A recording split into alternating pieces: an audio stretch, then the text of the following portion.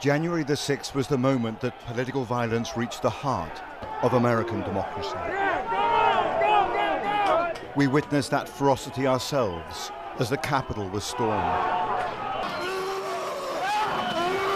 And now an investigative congressional committee is hearing dramatic and deeply emotional testimony You swear or affirm that from the 4 testimony police you are officers about caught to up in the give chaos. is the truth, the whole truth. I too was being crushed by the rioters. I could feel myself losing oxygen and recall thinking to myself, this is how I'm going to die, defending this entrance.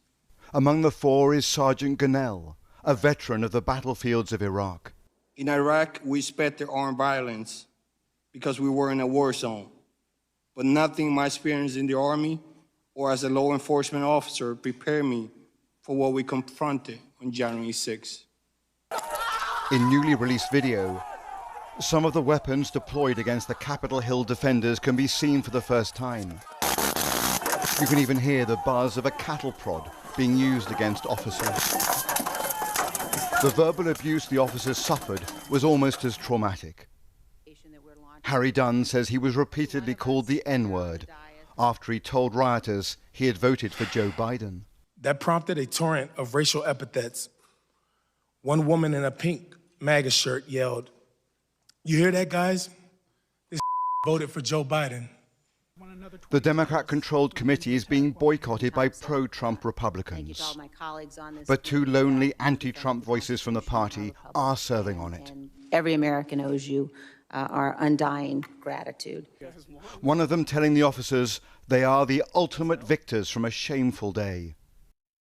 You know, democracies are not defined by our bad days.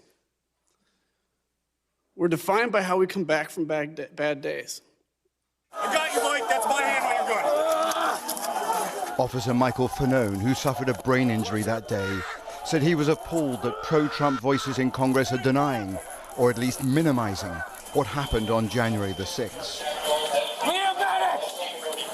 So many of the people I put my life at risk to defend are downplaying or outright denying what happened.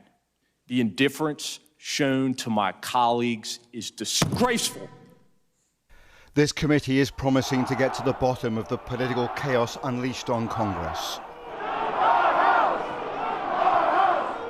But the events of January the 6th have now become subject to the very partisan bickering that triggered the violence in the first place. Robert Moore, News at 10, in the United States.